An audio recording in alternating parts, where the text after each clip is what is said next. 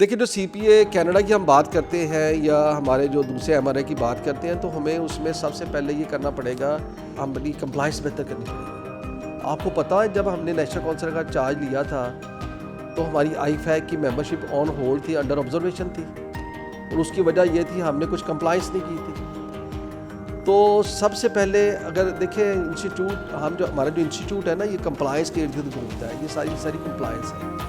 अगर हम खुद ही कंप्लाइंस नहीं करेंगे और हम ये देखें कोई ऐसा मजाक बना लेते हैं, कोई कहीं अपने नाम को मजाक बना लेते हैं, कभी कुछ इंटरनेशनल लगा लेते हैं, कभी क्या क्या लगा लेते हैं। भाई, जो आपका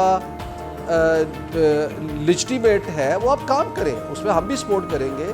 और मैंने इन्हें कहा भी था कि जी आप चार्टर्ड के लिए जो भी सपोर्ट करना काम होगा हम आपको सपोर्ट करेंगे। हाँ, चार्टर्ड के ऊपर मैं आपसे बात करना चाह रहा हूँ, ये भी आप बात सुन रही, कहते नहीं चार्टर्ड का बिल वापस दिया था, ऐसा बिल्कुल नहीं है। ये बिल्कुल फैक्ट्स को जो है ना, उसको उसकी मिस रिप्रेजेंटेशन करने के मास्टर है। इनफैक्ट उस बिल के अंदर 2 डिग्रियाँ थी। एक था कि जी एक हम एक सर्टिफाइड कॉस्ट कंटेंट की एक डिग्री हमने वहाँ पे इंट्रोड्यूस करवा दी, और हमने कहा जी जो ACMA और FCMA हो जाएगा ना, उसके बाद वो सेक्टर स्पेसिफिक भी अलहदा से करेगा। यानी कि मकसद ये हुआ कि आपने अपनी डिग्री को डाइल्यूट करने का प्लान पूरा तैयार किया हुआ था। यानी कि जो पहला एक बंदे ने CMA किया, फिर उसने ACMA किया, फिर उसने FCMA किया, फिर उसको आप CCA करवाने का प्लान था। यानी कि मैंने अगर फ़र्ज़ करें पावर सेक्टर में काम किया तो वो सेक्टर स्पेसिफिक थी, तो मैंने पहले FCMA करना था, फिर मैंने ACCA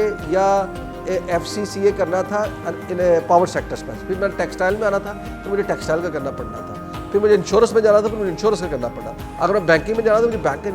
भाई, आप हम ये कह रहे हैं कि हमारी जो FCMA की क्वालिफिकेशन है, it's a gold qualification. We can fit in energy, we can fit in textile, हम सर्विस इंडस्ट्री में जा सकते हैं, हम इंश्योरेंस सेक्टर में जा सकते हैं, क्योंकि हमारा जो स्किल है, जो हमें पढ़ाया गया, जो हमने एक्सपीरियंस लिया, तो हम किसी भी सेक्टर में काम कर सकते हैं।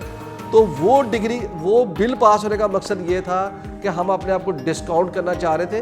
चार्टर्ड से हमें कोई मसला नहीं था, आज भी हम इसको सपोर्ट करते हैं और कल भी इसको सपोर्ट करते थे। आप ये देखेंगे 2016 का अगर आप सिलेबस देखें तो हमने उसमें एक चार्टर्ड लेवल इंट्रोड्यूस करवाया था। हमने एक बेस बनाई है, ये ना इंटेलेक्चुअल रॉबरी के बड़े मास्टर हैं। हमने एक बेस बनाई थी और उस वक्त भी ये बात हुई थी कि अगर IPO में जाके ये नाम रजिस्टर्ड कराना, ये नाम रजिस्टर्ड कराना तो भाई अपना कराना था ना। हमें लोगों में तमाशा बना दिया कि हमने चार्टर्ड अकाउंटेंट का भी जो है वो ट्रेडमार्क अप्लाई कर दिया।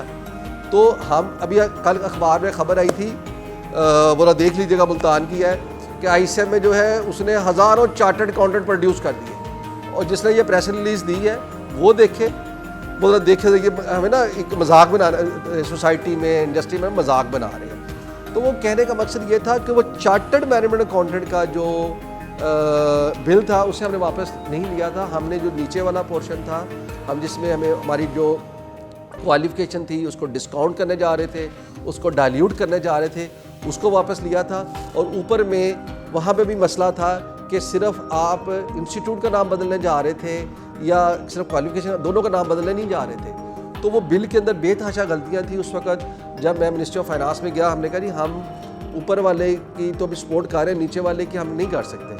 तो उन्होंने कहा ऊपर वाला तो आपको हो ही नहीं रहा, हो तो नीचे वाला रहा है। तो ये भी मिस रिप्रेजेंटेशन आपको दी जाती है कि उस वक्त के जो सेक्रेटरी थे, मेरी उनसे डायरेक्ट बात हुई, उन्होंने कहा जी ऊपर वाला बिल, ये बिल का नाम चार्टर्ड बिल है लेकिन ऊपर वाला पोर्शन नहीं होगा, नीचे वाला पोर्शन हो जाएगा। तो नीचे वाले पोर्शन में उसमें हमारी मुखालफत बहुत सारे लोगों ने की थी, तो वो के लिए हमने पूरा बिल वापस ले लिया। तो ऐसी कोई बात नहीं है। आप जाके असम्बली के अंदर जाके वहाँ पे रिपोर्ट चेक कर सकते हैं कि वहाँ पे जो मैंने कहा वो भी वहाँ पे लिखा हुआ है। आप जिसको चाहे मर्जी वोट दें, लेकिन प्लीज़ मिस रिप्रेजेंटेशन से बचिएगा, डिसेप्टिव मार्केटिंग से बचिएगा, इनसे बचना बहुत ज़रूरी है। Thank you very much.